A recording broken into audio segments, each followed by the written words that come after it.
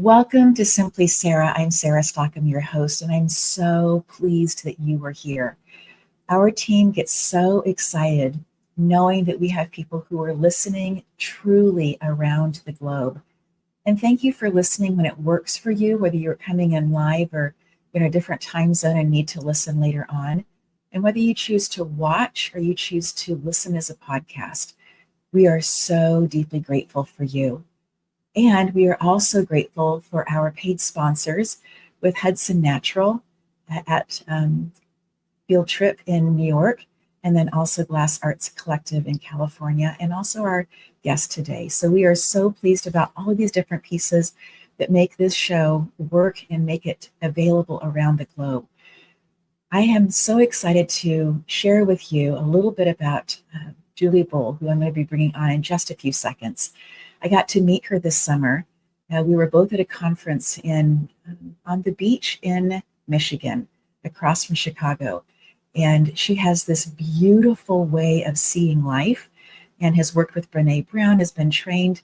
And I just was so excited to ask her to come join us. And so, Julie, it is such a delight to have you in studio today. Welcome, my friend. Thank you. Thank you. I was so happy that our paths crossed in Michigan earlier this summer. So good.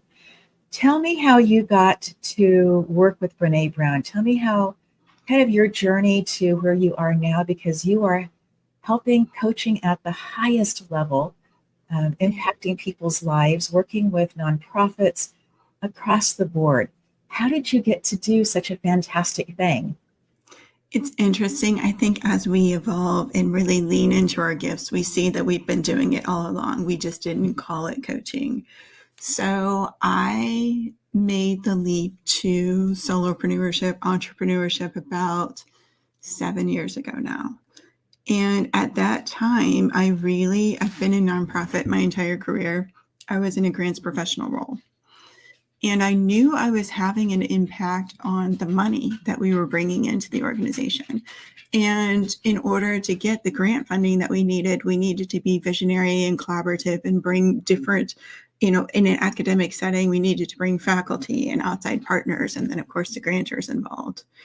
And it required a lot of leadership, but I didn't have a lot of authority. So I really just wanted to have more impact on the organizations I was serving. I felt stuck. So I actually had Brene Brown in my ear when I was making that leap to being an entrepreneur. And her work around courage building is timeless. It's really about leaning into who you are as a person, knowing yourself so deeply that you can make values-aligned choices for yourself. So I remember listening to her, having the podcast on repeat as I was making that really terrifying leap to self-employment. And just telling myself over and over why I'm doing this, why it matters, why I'm going to believe this bigger vision for myself when I don't have the actual evidence yet that it's going to work out. And so yeah, that's so hard to do. So anyway, she was in my ear as a trusted source. She's an author and a researcher, and she spent 20 years studying courage, and specifically shame and vulnerability and all the things that are connected to courage. Mm-hmm. And I actually fell into an opportunity to facilitate her work and thought, I'm used to bringing in grant funding to organizations and bringing change through funding. But what I've seen in my career is that it's not the money that creates change. I've secured multi-million-dollar grants. Mm-hmm. You can secure a multi-million-dollar grant and not actually see a lot of change in an organization if the people running the organization are still in sort of fixed programming. So I thought, you know what, let's use her work inside the nonprofit sector and really support the people in the organization so that they can confront some systemic issues that we face in this particular sector. And, just fell in love with facilitating that kind of courage building and change work inside nonprofits. Julie, I absolutely love your story, that space of being able to have the funding be available but yet not seeing the change and doing all of that work and still standing, watching this and saying, wait, it's not, money can be very helpful. It's a type of energy. But there's another type of energy. And that energy in leadership, that courage in leadership, is actually what begins to open up doors that allows all the other energy to be flowing. And if we don't have that space of permission inside of organizations, that you can be doing so many different things that really have negligible impact because there isn't this space of we are confident in ourselves and what our mission is, and that we are willing to allow things to show up and flow as they need to. What an incredible, incredible story. So as you then began to do this work with Brene Brown in your ear and began to look at these different pieces, how did you begin to notice or see change happening? If the before picture was, here's a lot of money and not a lot of impact, as you have now been doing this for a number of years, what are you seeing now as the difference when you are giving people tools and giving them permission to have conversations about courage and leadership? Wonderful question. So funding is a necessary and very important part of a nonprofit's organization. However, if we're looking at the wrong thing, we're not going to see change. And what I think I've seen with the courage building work is that we can zoom out and start to ask some hard questions that maybe we didn't want to confront before. I had a nonprofit that I worked with that was hosting a very elite event every year. And that event was really exclusive and really out of alignment with their values as an organization. And they had to zoom out, and instead of talk about how to make it better, how to get more people, all the strategy conversations, they had to zoom out and say, is this in alignment? And it turns out it wasn't. And it was tied to a lot of funding and a lot of supporters. Yes. And they had to make a really courageous choice to say, this doesn't align anymore. This isn't the message we want to send to the general public about who we are as an organization. And that's where I think the courage building comes in, is it saves us from doing a lot of work in spaces we actually aren't meant to be in. Yes. It lets us have the bigger conversation about whether the work we're doing is having an impact. We're kind of conditioned in the fundraising world to measure widgets so that we can show progress. Right. And sometimes we get lost in that. And when we zoom out, we don't necessarily like what we see. Right. However, this courage building work gives us the tools, the parameters to zoom out and say, wait a minute, are we in alignment with our values as an organization? Are we seeing the impact that we want to see? What's going on here? Ask the questions, get curious about it. And instead of being in this sort of protective space of, this is what we do and this is what we've always done, backing up and giving ourselves permission to question some of the foundations even of our organization takes a ton of courage. Yes. In that space, have you found it healthier for the organization to have multiple different points of view, even though that can create other communication, I don't know, maybe the word is challenges. That's not really the word I'm looking for, but there can be, if you have people from very, very different points of view and perhaps even from different cultures, there can be some difficulty in terms of being able to come to consensus on things just because of people's backgrounds or how they see the world. Do you find it stronger in the end to have those multiple voices in building this courage space? Absolutely. Absolutely. So what we see is that if we can lean into the challenges that come from conflicting perspectives, we can innovate. if we can actually hear and get curious about other perspectives, other people's perspectives, we can innovate and create new things in our organization. When we all think the same thing, behave the same way, we're not innovating as an organization. So a couple of the core foundations we focus on are giving engaged feedback and normalizing feedback. I think particularly in nonprofit, because a lot of people end up in this space because they're very service oriented with big hearts. Yes. We have this conception that it's not nice to give feedback. And I love one of the tenets of the courage building work that Brene teaches, which is clear is kind. Clear is kind. We want to give clear, constructive feedback so that we can grow and change. When we withhold feedback, we can't grow and change.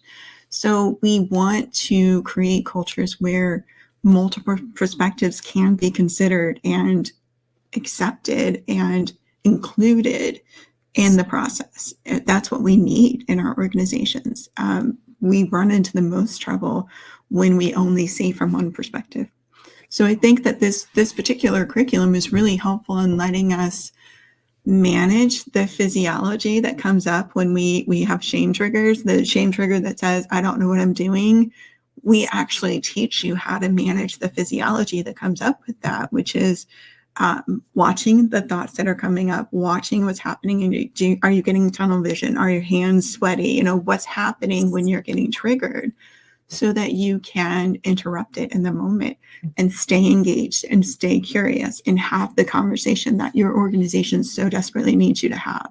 Where is this coming from? Where, help me understand this new perspective that maybe I have a blind spot about. Where our conditioning sometimes will cause us to trigger and shut down with the shame response of, I don't know what I'm doing. I have no business being here. This person thinks I'm whatever. And so what we teach in this work is that shame does show up at work. And if we don't have awareness around it, then it's controlling us because there's no environment in which shame isn't present as a human emotion that we experience, especially when we're up against new things that are untested and untried. Yes. Wow, I'm loving this, and I'm just soaking in this space of clear is kind, and what you said about that from the space that I was sent a survey for a company that I use, and they were specifically in the email said we are reaching out to all of our customers who are in America. It's a New Zealand company that I work with, and so I go through, and it's going to take less than 10 minutes, not a problem. So I'm going through, I'm answering the questions, and get to this one place where they say, is there any other feedback that you want to give? And I thought, this is the space where they've asked for the feedback. They can't grow, but it felt like I felt like I was saying, there's an area that you guys need to look at differently. It used to be great, and now it's not quite the same. And before I hit submit, I went through kind of that list of, is it honest? Is it true? Is it constructive for them because they're asking? And is it part of my experience and story? And all of those things were true. And so I thought, I can take a deep breath. It is clear, it is kind, and it is hopefully helpful for them as they are looking to expand the work that they are doing in this particular part of the world. But I really appreciate you talking about that, because I did take a moment to go, ooh, do I really share this? And yet they were asking, right? And I think the other thing that you're talking about, the other part that came to mind to me is, as you know, some nonprofits were able to work through 2020, 2021, and 2022 really easily, just the way that they were built, what they did, all those kinds of things. And I have had conversations with numerous ones that have come back, and they are trying to figure out. And I think this is such a great time to have those conversations about the culture, about the mission statements, about is everything in alignment? Because as things are still in that space, in my words, coming back, I absolutely think that there is space to be able to start shifting things. And for me, it's like having a beach blanket on the beach, and it's been there for several hours, and the wind's been blowing, and there's just sand on it, and just taking it and just shaking it off and putting it back down and saying, okay, let's reset. And I think Yes. it's an opportunity for that that's easily already created. That doesn't need to be a hard space to be able to say, let's have this conversation. Yeah. And that's exactly where innovation comes from, is our ability to look at the situation and say, what's here? What can we change? How can we evolve? What's most important? Because what was most important before the pandemic might be different now. The needs are certainly different, and in some ways have been intensified quite a bit since the pandemic. Some of the issues have really magnified. Yes. So it causes us to have to pause, reflect, prioritize, and change our direction. And that's hard to do. It's really hard to do as human beings to pause and reflect and change directions. I think that there are things that just innately feel comfortable to us, and that when those pieces become challenged, even in a I know that this needs to change way, and I know that I'm open to change, still there can be the hesitancy that comes along with that. And just to have a conversation, because for me, 99+% of the time, that hesitancy is I want to keep you safe. And so if we can move into that and say, I understand that this hesitancy is about wanting to be safe, and I'm making wise decisions. I have my eyes open as I'm doing this, and I plan to be safe as I go into something new, that those conversations internally can also be really helpful. We're going to take a quick break. We'll be right back. We're going to say thank you to our sponsors.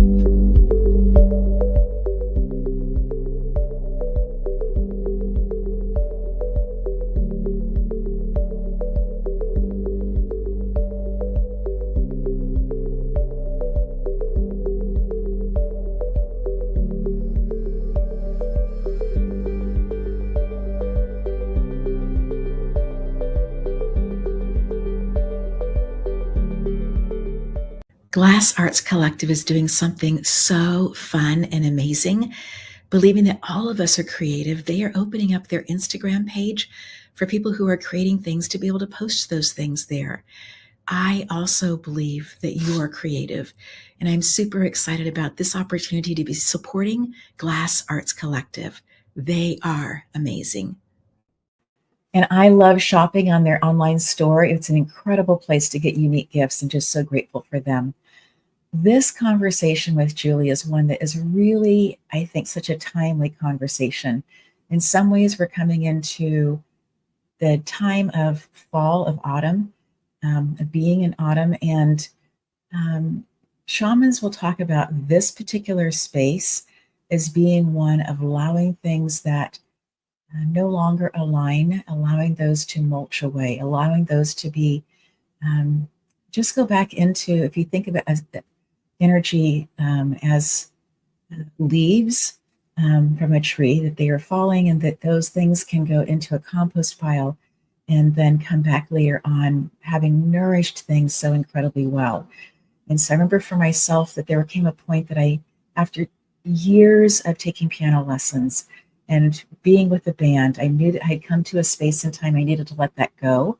And I just struggled so much with that, and walked by a very, very vibrant compost pile. And I thought, I am just putting this in for it to come back later in a different way. And it took a few years, but it did. And so in this space of allowing things to grow, allowing things to let go, looking at our organizations, I'm loving this conversation about courage. And then this concept that in any organization, you're going to have all of the emotions, and those are going to be the happy, excited ones. You're going to have, the glad, sad, mad, right? You're going to go through all of those, but you're also going to have these ones that people are going to come in that we don't talk about very much, which is this space of shame that is somehow connected to courage. Julie, can you give us a little bit more of that space of understanding the connection between those two different aspects, please? Absolutely. Absolutely.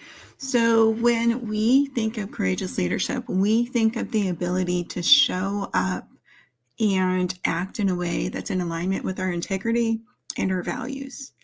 And the number one way that we get taken out of our integrity is through shame.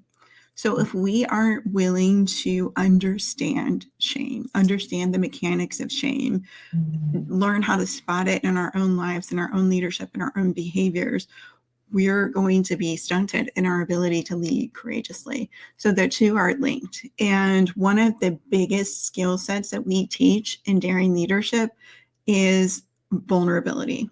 So we have to be able to tolerate or manage the physiology of vulnerability, which is by definition the emotion you experience when there's something uncertain or there's a risk of emotional exposure, which in leadership and innovation is going to be often. Yes. So if we can't tolerate that feeling of vulnerability, we're going to be limited in our leadership capacity. So there's where that link is, that we have to explore one to be able to build the other. So we do a lot in helping people recognize when they're in shame. And to your point about emotions, we have a lot of wiring that says we shouldn't feel certain emotions or we suppress emotions. And all that does is actually exacerbate it. So we want to teach people to label their emotions. So you said mad, sad, glad. Like most people, that's the limit of their emotional vocabulary. They truly have never gotten curious and were maybe discouraged to get curious. Like, let's not look at that too deeply. However, we do want you to start to get really granular about the emotions you're experiencing, because then you can respond appropriately. So if you are automatic, I'm angry. If you can look at that emotion just a little bit longer, you might find you're actually lonely. And your response to loneliness as an emotion is drastically different than your response to anger. So mindfulness is a big part of this curriculum, is really letting yourself see the emotions as they're coming up and not over-identify with them and accurately label them so that we can stay in our integrity and stay in the moment and not react, which is what we do when we're in shame. We react and we shut down, or we move against the other party. There's lots of pattern ways that we're going to react when we're in shame. We want to interrupt those so that we can stay grounded, stay in the conversation, stay curious, get to some new information that's going to help us in our leadership and help the organization move forward. I love how you talk about how if you're feeling this one emotion, the root of that could be so different. And so to take that, if you can, even just a millisecond longer, just to ask that curious question, is this really the emotion? Or is this what's coming to the top? Is this the most intense emotion, and therefore I can label it? Yes. What else is going on? And to your point about some people being taught to not spend too much time thinking about their emotions. I remember early days of texting, and somebody wrote, somebody's emo. And so they were emotional. And that it's just a natural response to being disappointed. It's a natural response to having things that you've so looked forward to and having that not show up, which is so true in organizations. And then that point of we are not our emotions. Yes. Experiencing our emotions, but they are not who we are. Just like if we have had experiences in the past that we feel are wrapped in shame, those are things that we have experienced. It is not who we are. And so if we put a little bit of space inside of that, it gives us a chance to breathe a little bit deeper. It gives us a chance to perhaps even breathe a little bit wider. And that gives our brain an opportunity to begin to have a different perspective on what it is that we are experiencing or what we are, what's showing up for us in those spaces. I want to add to one distinct difference that you can make when the thought comes up, I am sad, is I am feeling sad. So that you're not identifying yourself as sad. You're not labeling yourself as sad. You're labeling the emotion that you're experiencing, which ties to, at least in my brain, it ties to the key difference between guilt and shame. So guilt can actually lead to a positive outcome. Guilt is I did something bad. So the focus is on behavior. Shame is I am bad. So I, as a mother, as a working mother, shame comes up a lot around motherhood. And if I'm in shame, it's I'm a failure. I'm a failed mom, instead of I didn't show up the way I wanted to show up, instead of that focus on behavior. So even just seeing it as it's happening in our brain, as we're feeling all the emotion that comes up, Mhm. shame is going to keep you stuck. Shame is going to keep you in a really unhealthy place, whereas guilt might actually give you, it can lead to positive outcomes. Yes. And if we can talk in those spaces with our children or with the people that we feel like we have not been present for, just using that as an example, that as a working mom, I can so identify with past experiences of feeling that way. Um, if we can have those conversations about it, it then also allows the next generation, if it's with our children or if it's with people that we're working with, it allows them to know that there is space for conversation.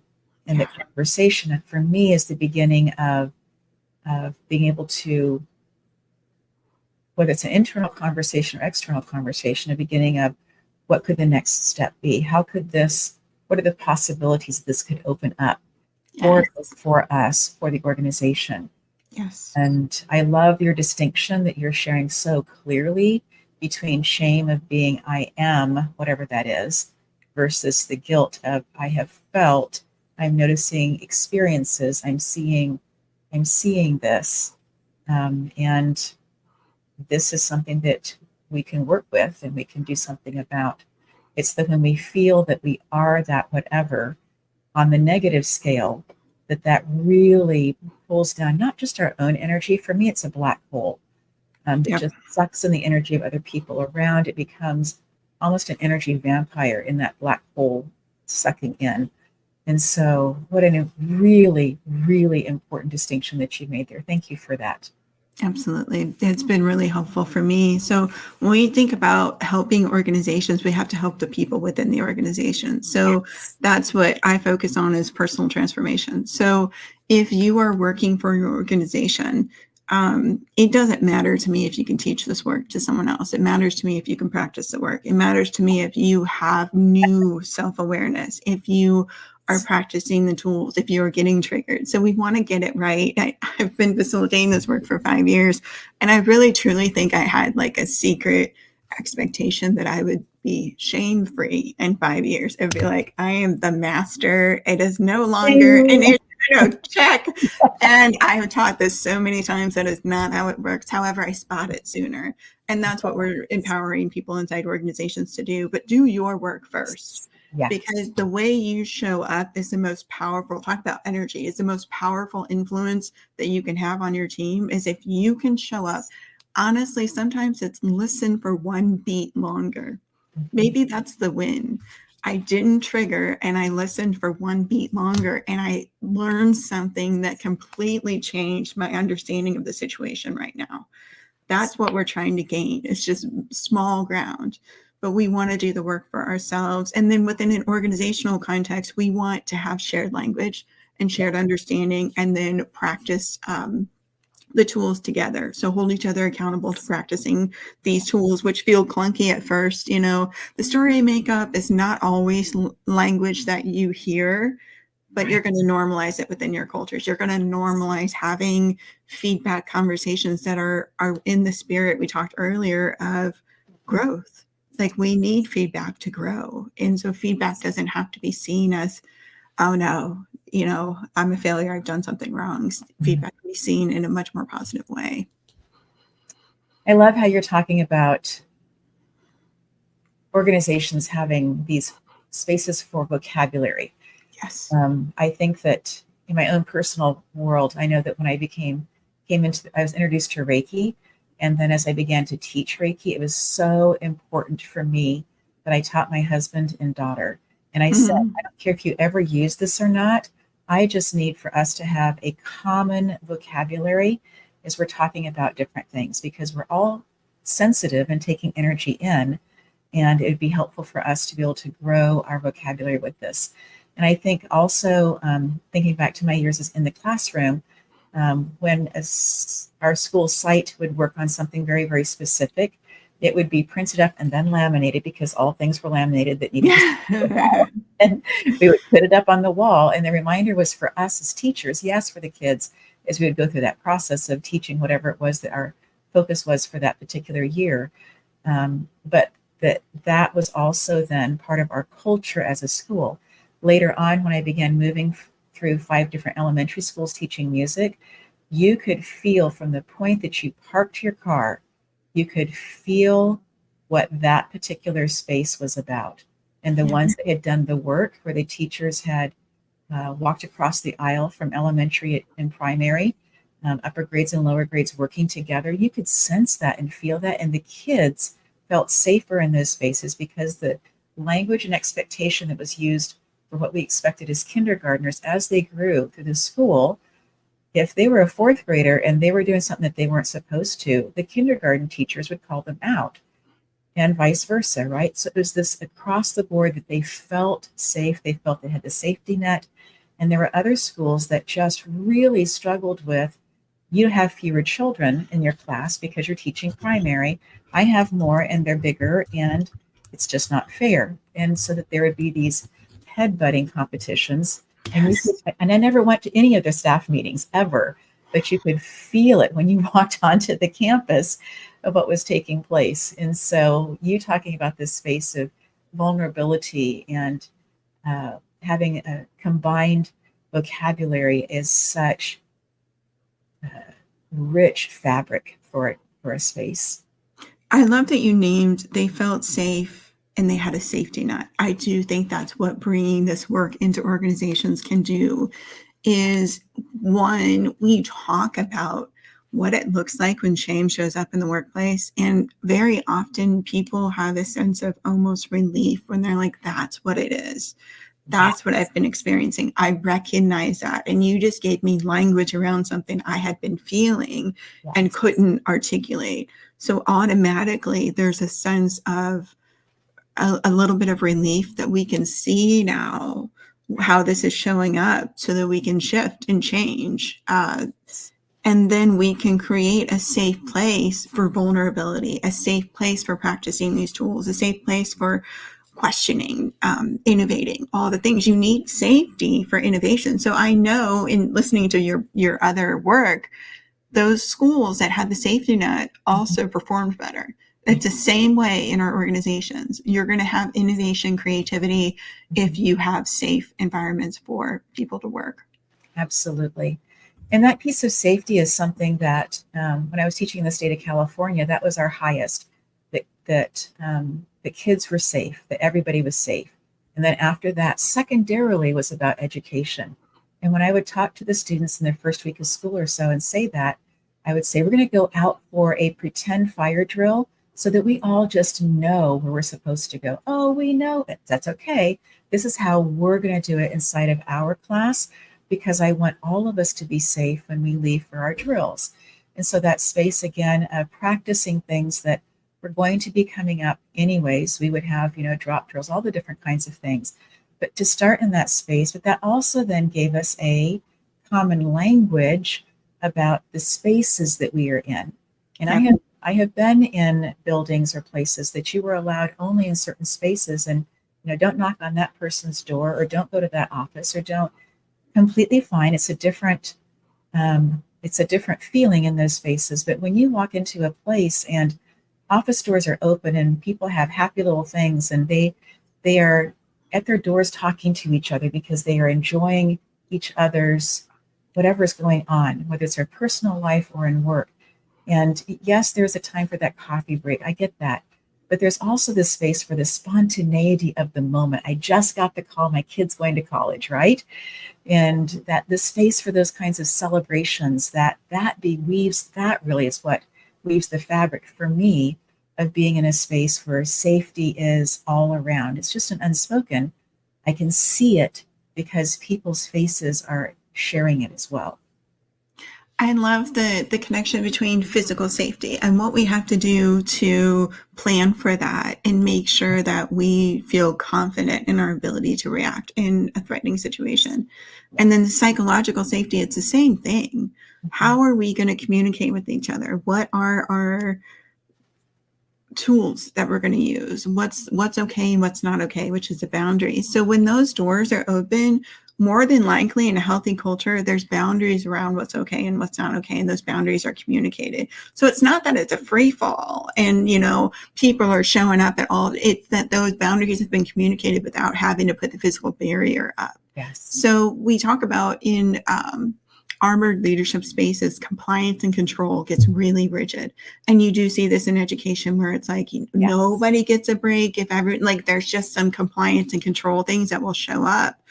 And we want to be able to navigate and have a healthier version where the rigidity isn't there, but the boundaries are still in place. And I love that this work really allows us to focus on the right things and not necessarily keeping everything out. Yeah. And when you shared about in trainings, people are like, oh, that's what I've been feeling. Yes. You're giving them the language for it, but you're also giving them permission to explore that, permission to say, oh, it's okay to feel that way because it's a feeling, it's not who I am. And that space for me just opens up so much, just giving that space of permission. I think that the way that I grew up, when somebody asks a question, there's something inside of my brain that is like, okay, I'm getting graded. This is just, I need to check the box. And I remember also in education, when we came to this place of, we need to be teaching our children how to be asking questions before they read for comprehension. That was like, oh, of course that's part of this, right? I mean, when you pick up a book to read for pleasure, isn't there a reason? Haven't you already said, oh, this book fits in this category for myself. I'm going to go ahead and invest time reading this. I'm going to enjoy it for whatever the reason, author, title, pictures, whatever. But also then it opened up that we weren't just asking questions for science. We're doing science experiments. We were asking questions now that they became just a part of our culture.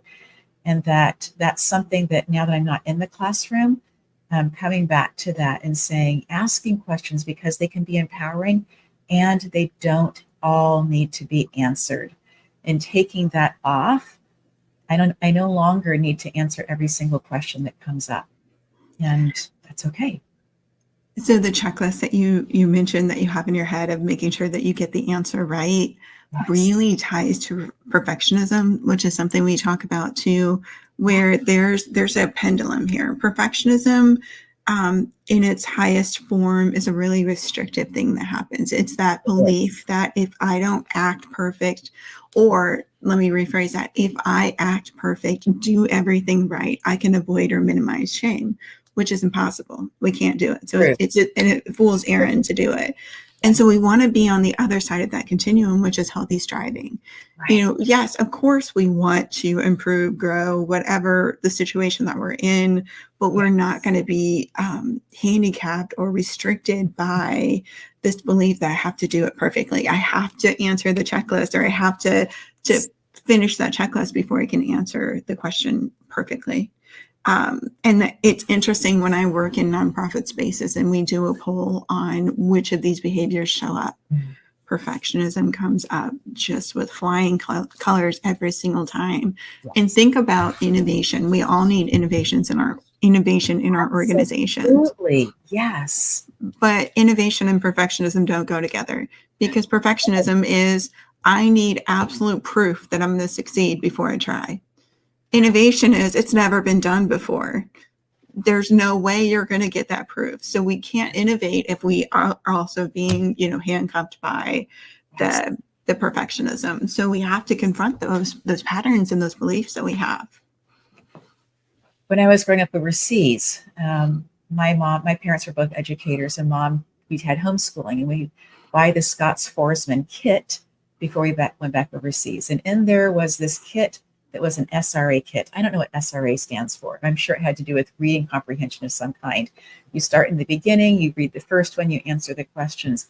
If you get them right, you get to proceed, get to move on. Interesting. So for getting it right, is, yes, it's rigid. You're absolutely, absolutely right on that.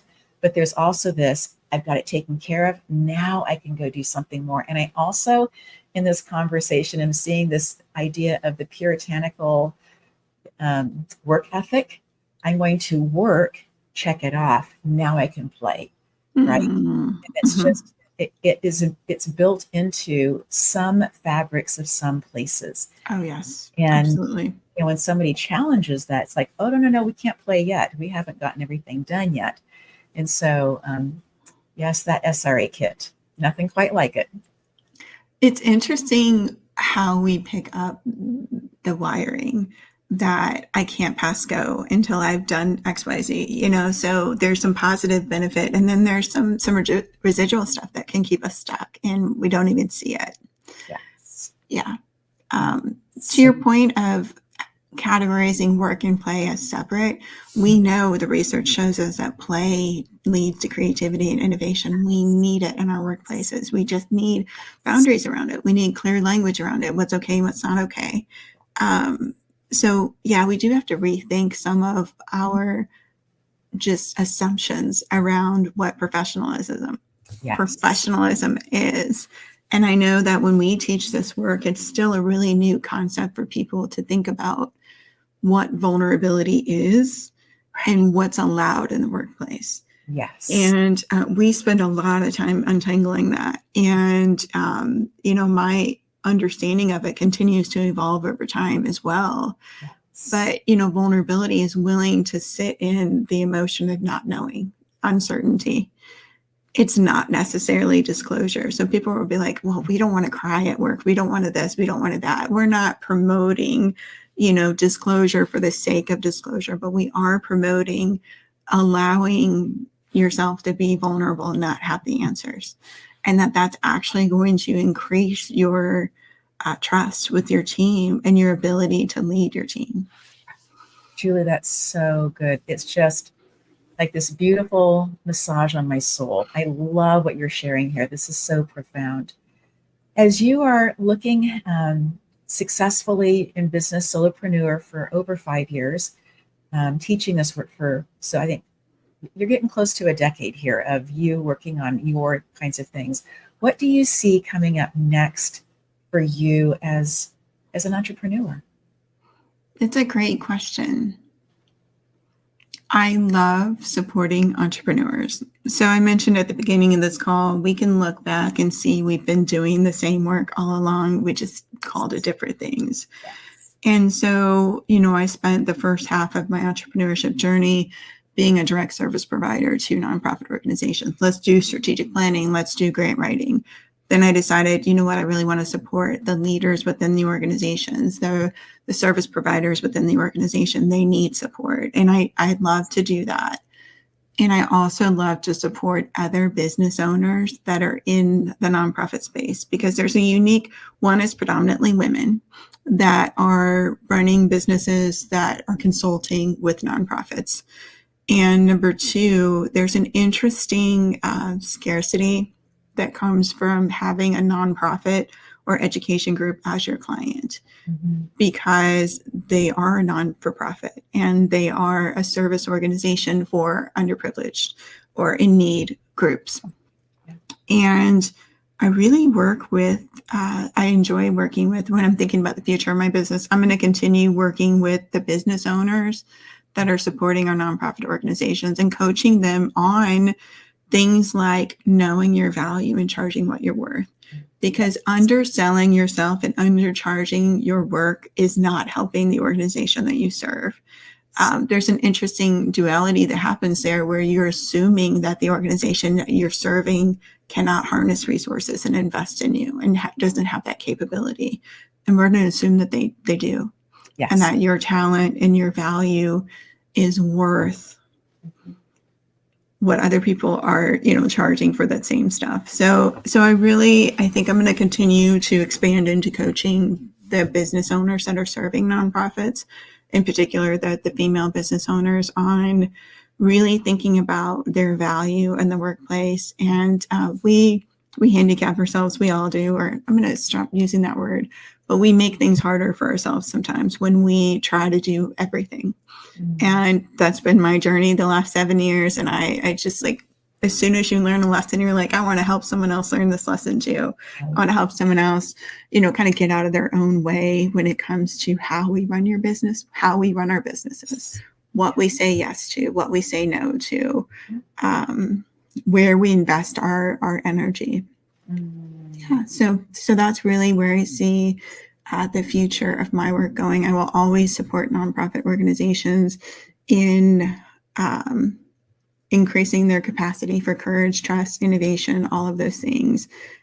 And I'll continue to support the business owners that are supporting that group. Inside of the nonprofit organizations, are there different categories or different types? And are some of them, are you finding more open to spending a bit more of their budget on the work that you've been sharing? Or is that something that really isn't talked about much? It just is some organizations do and some haven't yet. So there's different levels of investment. Where I see the biggest correlation between making an investment in something like courage building and trust and culture in your organization is when you think about the cost of a really low trust culture where we're not innovative, we're not growing, and we're also seeing lots of turnover. So that's where it becomes something that the board is going to prioritize, the ED is going to prioritize an investment in their team when they realize the cost is too high of turnover, the cost is too high of friction, people are unhappy. I've worked with organizations that have all sorts of, bonuses that are to keep people there, but the culture is really bad. So we can't do it with just financial incentive. People need to be seen and heard inside the organization. We need to be able to have the hard conversations inside the organization. So there's a direct correlation between doing this work and retention and also impact. So if you see that unfortunately, I'm seeing this a lot, turnover in the nonprofit sector. There's such a cost to rebuilding your leadership over and over and over. So if you want, there's where I'm seeing motivation is people are coming up on a transition or they've just brought in someone new that has new ideas and needs the support and the foundation that this training can provide. So that's really, I think, the big decision-making criteria. You are right, that space of human capital. Yeah. Yeah. Yep. And that's something that money can't buy. And in my own work, in my own experiences, there are reasons that people put bonuses out there. My experience has been you can't buy happiness inside of a company. You can't throw money at things and be super dysfunctional and think that everything's okay. Maybe it helps some people put their head on the pillow at night and sleep better, just saying, hey, we've given bonuses. And they need to be super clear about what the bonuses are about. It can't just be willy-nilly and a little bit of this, and this year we feel like it, and this year we don't. I think that's also part of that culture of trusting and of safety, of knowing that the things that you have been told are the things that are actually going to come to fruition as well. And yeah, you are doing powerful, powerful work. If there were somebody, Julie, who is living or not, who is from this generation or thousands of years, whatever, that you could sit on a porch in rocking chairs and just have a conversation with that person, what person would you choose and why would you choose that person? You invited me to share a quote with you prior to getting on this interview. Yes. And the quote I shared is from an author whose name is Prentice Hemphill. And I actually don't know that I've heard the name said out loud, so we're going to go with that pronunciation. Good plan. And Prentice has a book called What It Takes to Heal. And I'm really impressed with their work.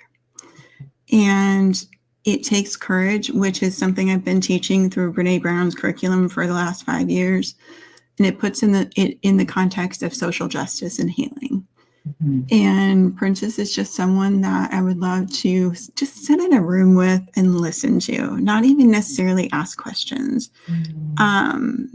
Princess was involved with the Black Lives Movement, mm-hmm. and just really uncovers a lot of questions around healing, mm-hmm. and being in community with other people.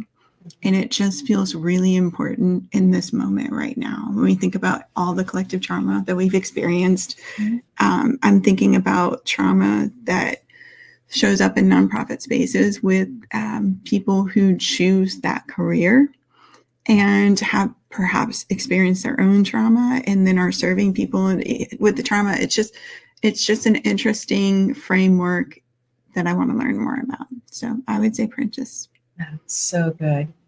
And there is such an interesting concept about that we don't heal inside of a silo, that it's not a solo thing, right? That the healing that we do, because we are changing, and therefore the way that we're talking to the cells of our body are changing. So our body is changing also, is then changing how we are in a space, and then it's changing how we are communicating with people. It's changing where we're getting our information from. All of those different pieces then are impacting other people. And so healing is something that we can do our own quiet meditation. We can be doing our own, taking classes and working on ourselves in that way. We can be reading books. We can be journaling. We can be doing all these things individually. But the process of healing, as we are healing, is something that is impacting a wider fabric. And the opportunity for us to be changing that fabric for the future is so dynamic and just filled with excitement and awe, because it's worthwhile for the future generations. And that is worth getting up every morning for. I agree. Yeah. This courage building work, we think of courage when we think of this word as like, that person running across the beach to save you, like that's courageous. They just dove into, some fire to pull someone out. But really, the most courageous things we can do are typically almost invisible. Right. And this is a new concept, Princess's book around what it takes to heal, about it isn't a solo sport. It isn't something we're doing alone. It's actually something that energetically we're doing with other people too. And when we gather together and we think about our nonprofit organizations, they're all in this world to serve a greater need. Yes. And they're composed of people on various points of their journey. So we want to create spaces where people are growing and healing together in service of the work that they're doing. Yes. One of my favorite things in a movie that Tom Hanks did, Saving Private Ryan, is that he doesn't tell. They keep asking him about who he was before. And he waits until there is this great big pressure inside of the group. And he just quietly begins to tell his story and how it shifts everybody. And I had a leader in work that I was doing who we were all pretty worked up about some things. Everybody was pretty triggered. And she just quietly began to share her story and how that just pulled everybody back in. And so I do think that space of storytelling, of building that fabric, being choosy about when to do that, but that can just immediately change the power of what's taking place and bring people back into that space of, hey, we're all human. Yes. And we're working on this together. This is a together piece that we are doing. Yes. Good. Yes. Are there things that you'd like to reiterate, friend? I love teaching courage building and supporting people on their growth journeys. And I'm constantly reminded that it's a journey and there's no end point. And we're going to practice these tools that we learn. And we're going to stumble and fall and, face plant from time to time, but we're going to build some self-trust that we know we have these tools in our arsenal. So the tools we talked about really around knowing your values, knowing when some of your programming is coming up, some of your stories are coming up, and being able to spot it in the moment and interrupt it, knowing when you're in shame, all these things. But yeah, I think that the summary for me would be, let's keep going together, knowing that we never reach the end. That's so good. Thank you, Julie, so much for taking time out of your incredibly busy schedule for us to have this conversation. I so appreciate it. I will offer one thing if you don't mind. I do have something that I would like to encourage people to take advantage of. It's a courageous leadership scorecard. So what it is it's a way for you to take inventory of your courageous leadership. It talks about vision, values, alignment. And when you get the results, you're going to see areas that you don't love. However, it's going to be awareness for you of, okay, how I talk to myself is an area that I can improve, or I need to dream bigger, all of the things. So I just put this tool together. I really love it. It's an evergreen tool that will always be out there. Perfect. And so it's easily accessible through the link courageousleadershipscorecard.com. Beautiful. Courageousleadershipscorecard.com. Yep. That will also be in the notes for everybody. You can go there and click on that. And thank you so much for creating that and then offering that. And what a beautiful thing to give us places to just look at our own lives and to see where we're ready to make some of those changes. Beautiful. Absolutely. Thank you so much, friend. And to our audience, we just say thank you so much for coming along and being with us, for generating this encouragement. The French word for encouragement means to literally take courage and to press it into the heart. And so as you are encouraging people, as you are doing your work, I see you, and I'm so grateful that you are on this healing journey. Until next time.